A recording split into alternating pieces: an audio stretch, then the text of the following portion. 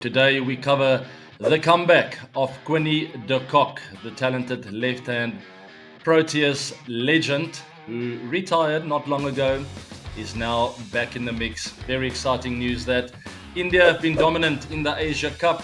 We discuss that and how incredibly good that team looks. And should cricket have a big awards ceremony like the Ballon d'Or? We saw some incredible scenes from that award ceremony, but cricket seems to be lacking in that regard. We discuss all of that on the 360 show. Let's go.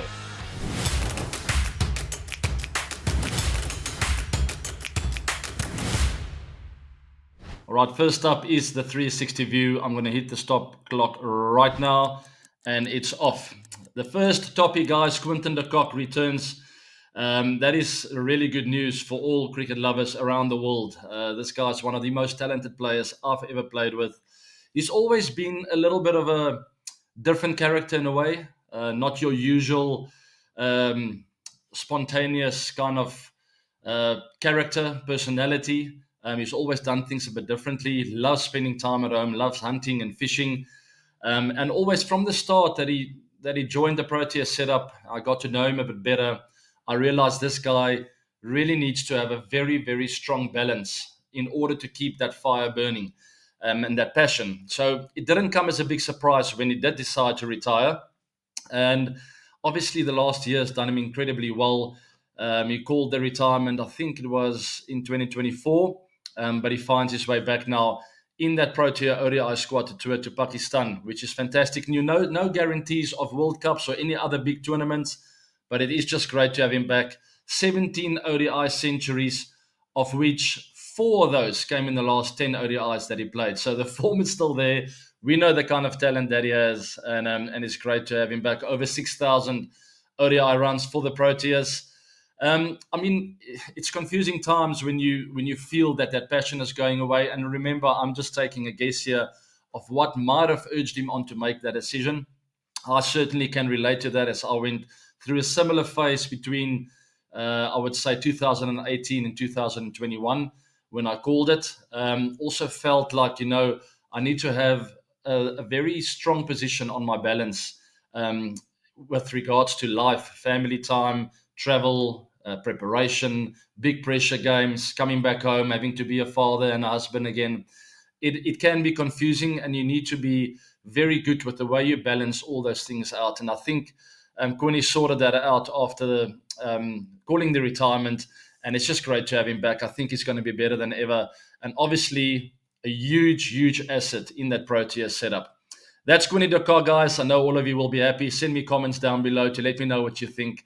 Obviously, if you're not South African, you'll be a little bit worried. As we know, he's a huge match winner, and you will be fresher than ever. Temba Bavuma, in other news, is out of the Pakistan tour. That's for the tests. He's ruled out because of a calf injury, guys. That test series will be starting in October.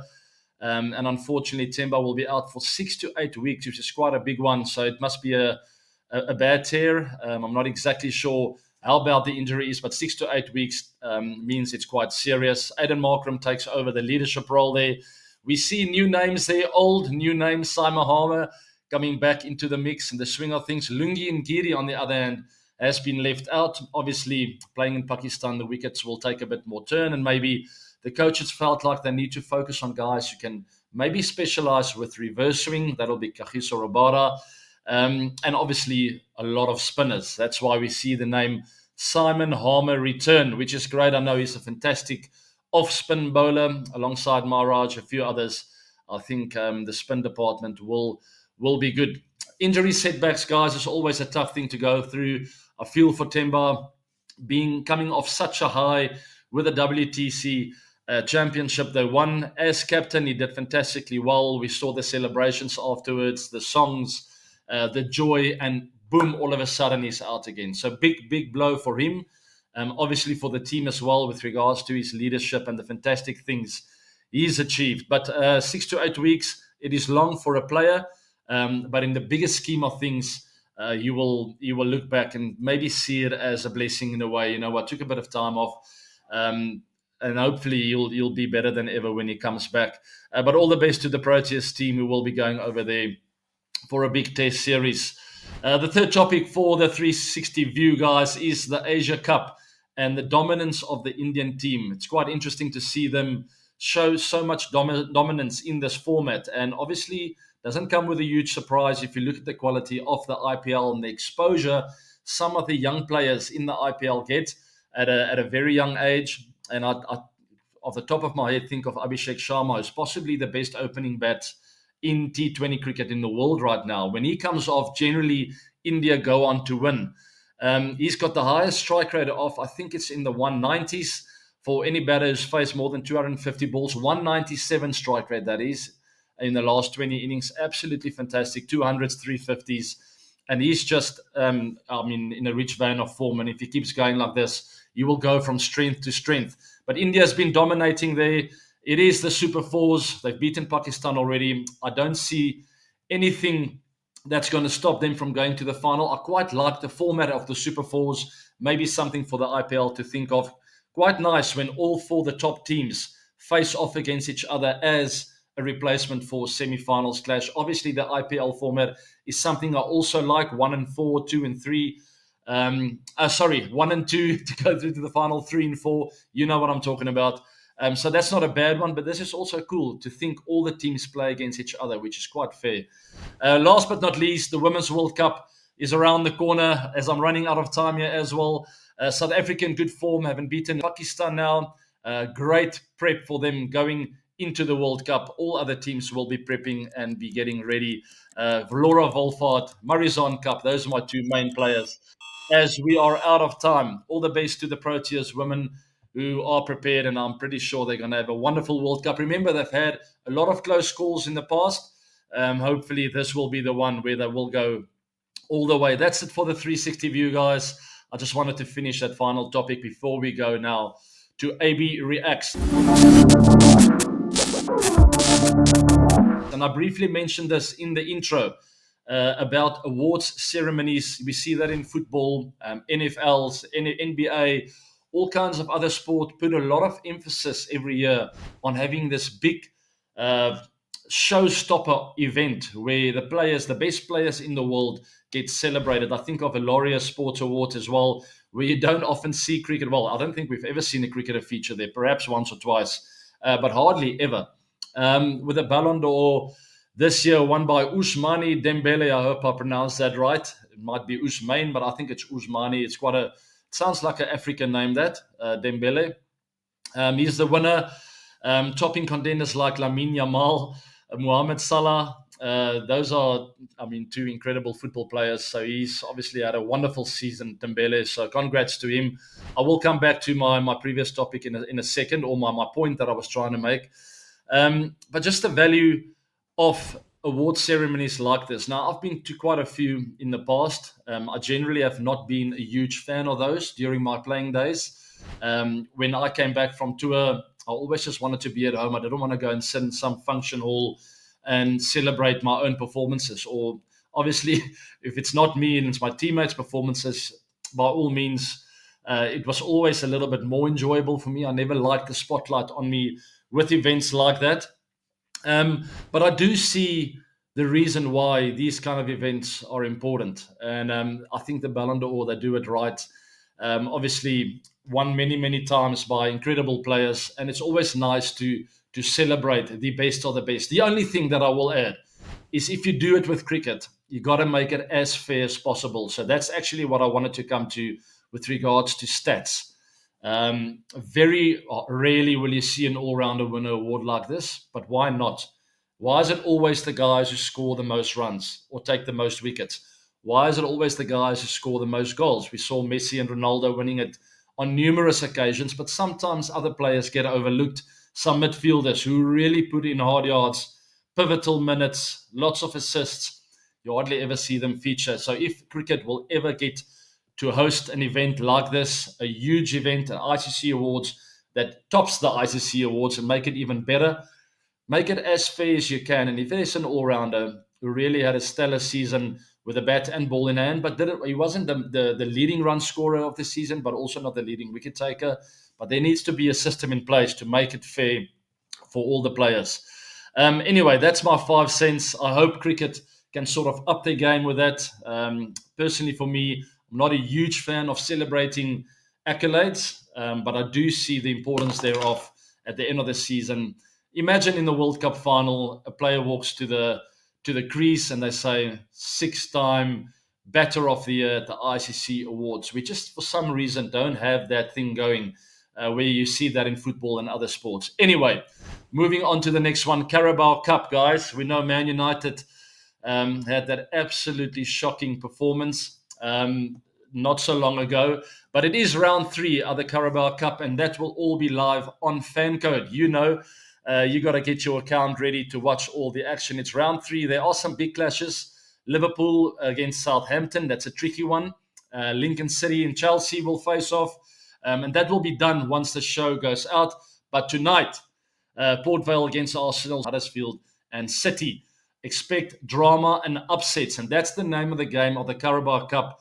That's always on FanCode. Guys, I don't understand why this happens. Some of these teams I've never heard of. Grimsby Town or whatever they called, beating Man United the other day. I mean, it sort of blows your mind. It feels like a high school team losing to a primary school team. It almost seems unfair until you see the upsets happen. And so many upsets happen for some reason in the Carabao Cup. And I want to hear your thoughts. So please let me know why you think some of these smaller teams always seem to find a way to get to the final fours or even the final in the Carabao Cup. It's hardly ever a Liverpool and United or City and Spurs. You always see some small team advancing. Is it maybe because the Premier League is so intense, game after game? Then there's the Champions League, then there's international break. These players play a lot of football and then they come back and they maybe feel like, you know what, I'm playing against Huddersfield here this week or Lincoln City. I'm not sure if I'm up for it. I don't know. And maybe the coaches or the managers are resting some of the main players in this tournament, but still they want to, it's silverware, guys. They want to go on and win this tournament. So quite an interesting dynamic as you always see upsets. And I'm expecting more of those coming up with round 3 of the Carabao Cup. Moving on then quickly to the CPL, the Trinbago Knight Riders winning the CPL, taking care of the team that I thought was going to go all the way. The Guyana Amazon Warriors. We know Imran Tahir is in that team. That's why I rooted for them. He did finish up as the leading wicket taker, so congrats, Imi. But the TKR Dream Team was just too strong, winning the 5th title of the CPL, guys. Absolutely incredible.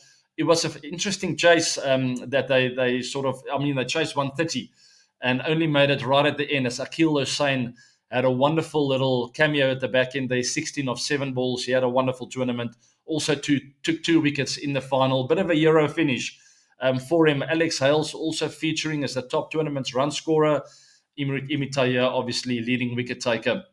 I clearly remember playing in the CPL.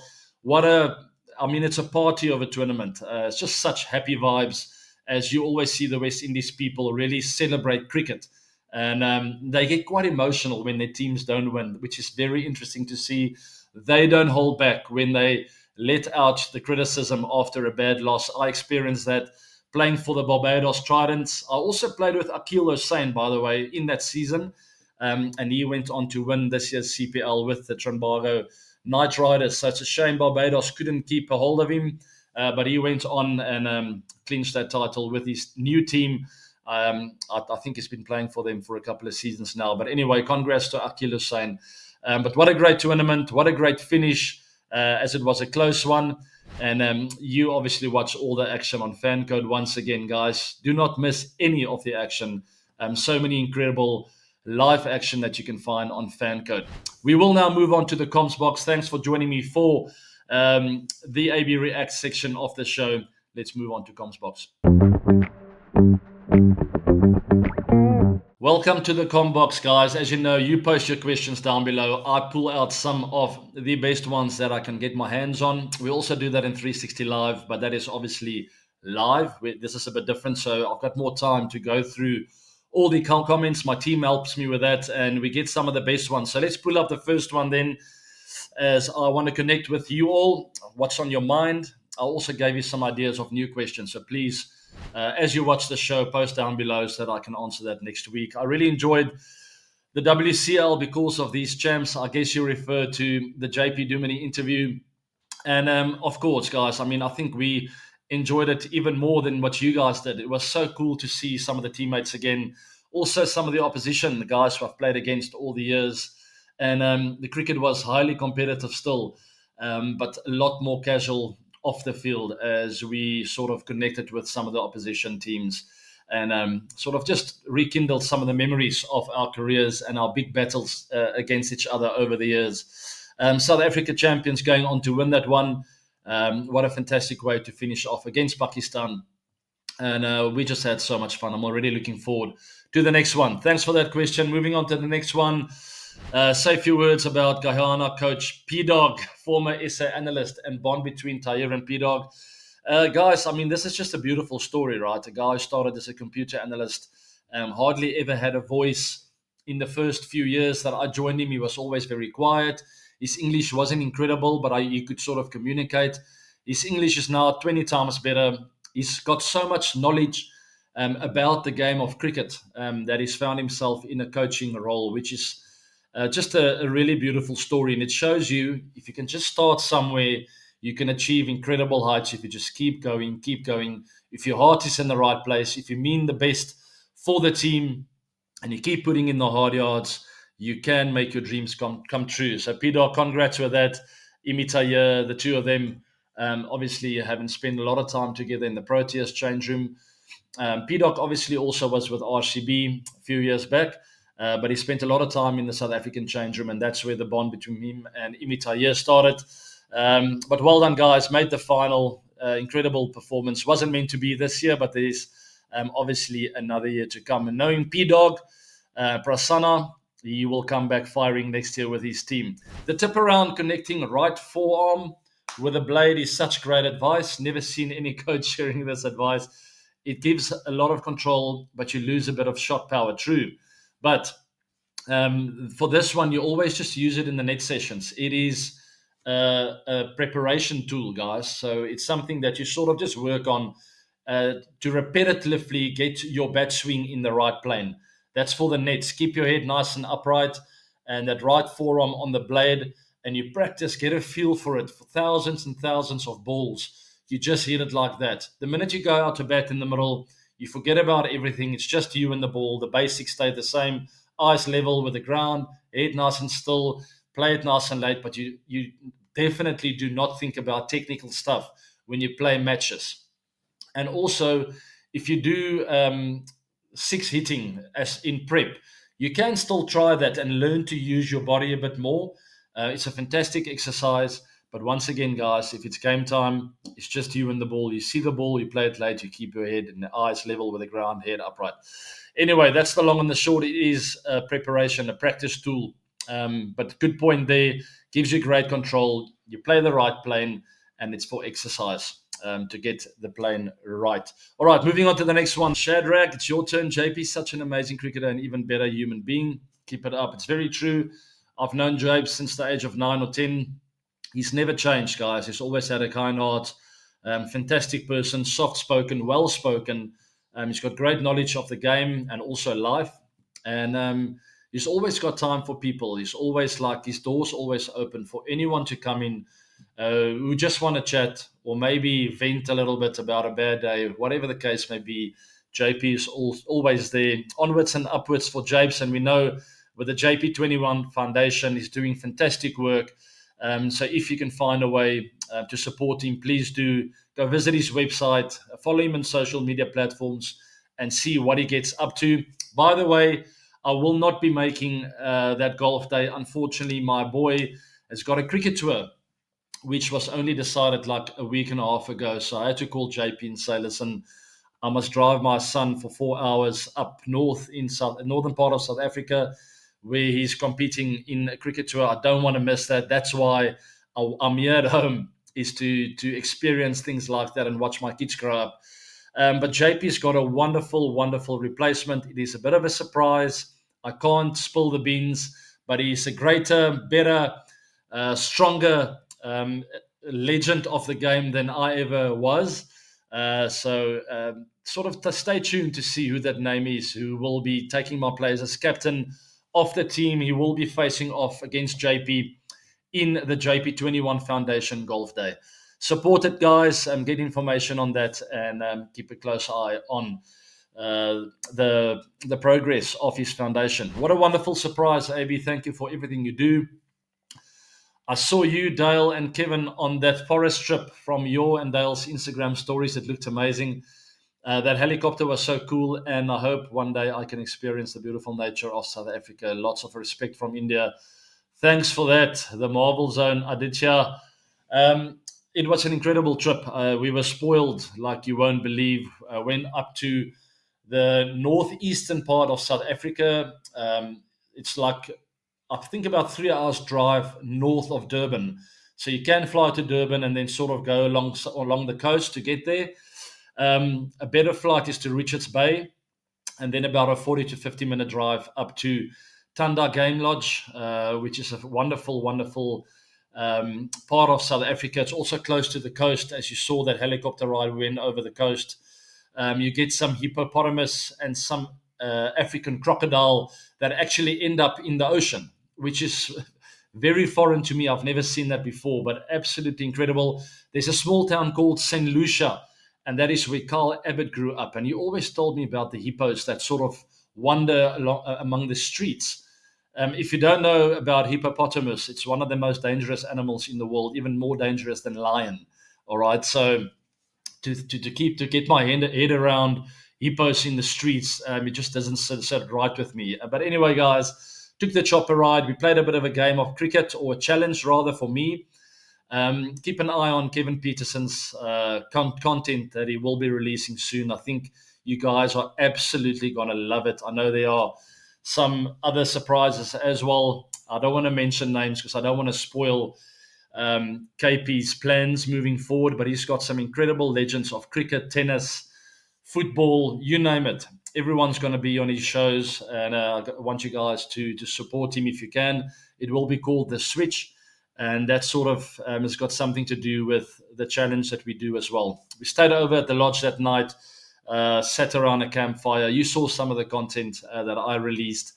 Just a fantastic treat. And we were only there for one day. I flew in the morning, stayed over one night, flew back the next day. So very well organized. We also saw a failed lion hunt attempt on a warthog. The lion got so close to the warthog, did all the hard yards, and then failed, unfortunately. The female lion looked a bit tired, not quick enough out of the blocks, and unfortunately she missed out. Guys, that's all for the Combox. Thank you very much for joining me in that section. Moving on to the final section of today's 360 show. It is the Too Cool for School section, freestyle football. Let's see what it's all about.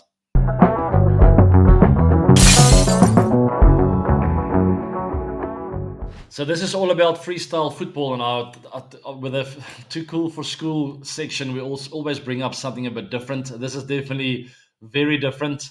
I played decent football in my day, but never had skill like this, guys. Absolutely incredible. After this, I'll discuss a couple of names of players that might be able to pull these kind of things off. But let's have a look at the video first.